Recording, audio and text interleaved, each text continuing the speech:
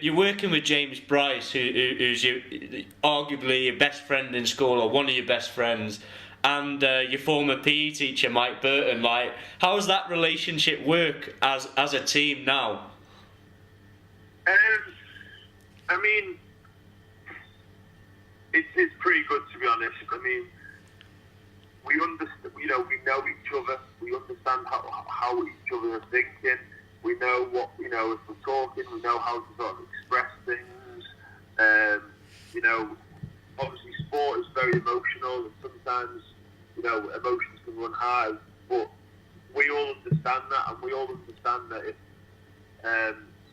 we just know how to react around each other, which is the most important thing. We know that if we're winning, how to react; if we're losing, how to react and talk to each other. And communication is key. And I think we do it really well because we obviously have that relationship over a number of years, rather than just being thrown in with someone that you don't know and having to sort of force a partnership over 8 or 9 months, however long the season is. And just looking at your opposition again, the Wolves, and you mentioned before, like, CJ Gettys was on a list of some high calibre players. Well, the Wolves have got their players as well, like Trayvon Palmer, Robert Gilchrist.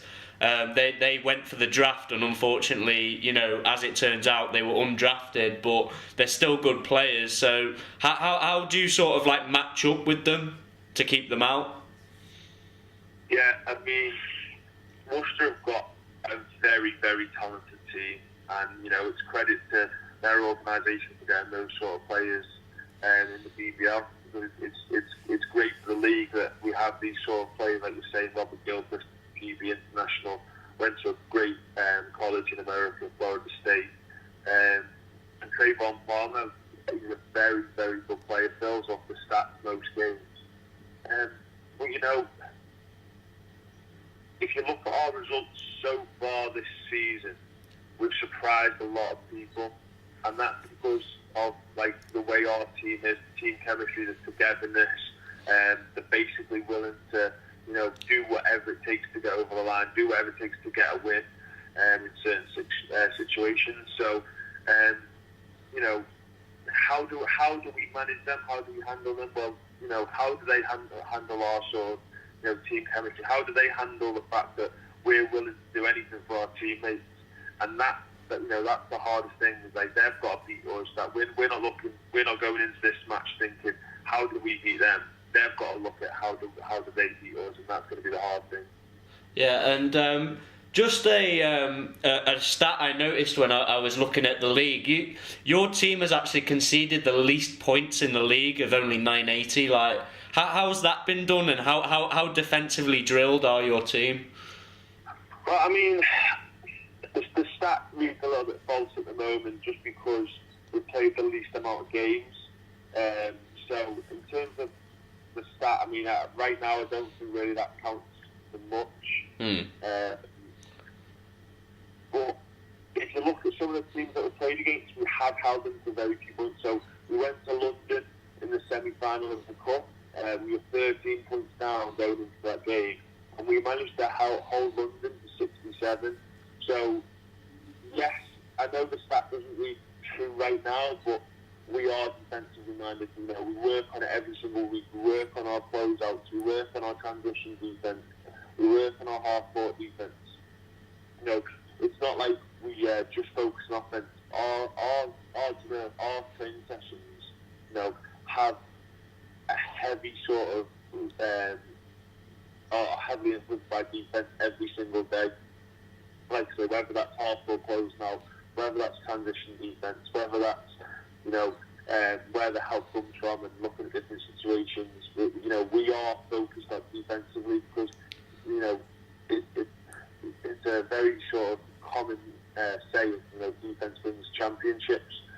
Me personally, I think defense and rebound wins championships, and rebounding for me is sort of one of my key areas as a coach, which I focus on. And if you look at the league in rebounds, we're right up there leading the league in rebounds per game right now, which is really promising.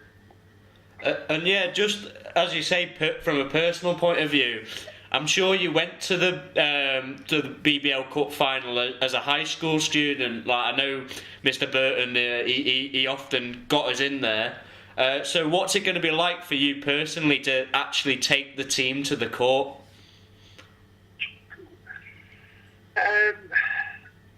You know,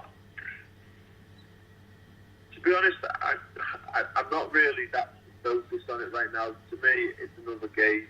Now, I'm sure when the day comes and when it comes to actually going out there and playing, you know, there might be a few more emotions, which afterwards I might be able to tell you about. But, you know, I'm focused on the game. I'm not focused on the occasion. And that's what I'm trying to drill to the players as well over the next week and a half. Is, you know, it's a game. So it doesn't matter if it was in a gym with no one. It doesn't matter if it's in a stadium with an arena with 10,000 people. You know, it's a basketball game, and that's what I'm going there to coach. And then, you know, we'll see what happens over there.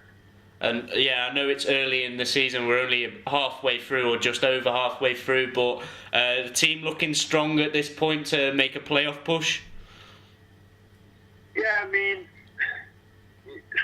you can look at the league in a number of ways, and the way that we're looking at it right now is losses. Who has got what losses? Now, there are only 3 teams that have lost fewer games than us. So if we can carry on winning, if we can look after that loss column, then there's no reason why we don't make playoffs and, you know, even, you know, look up towards top half of the table, top 4. All right, cheers, Ben. Thank you for talking to us, and all the best for the final.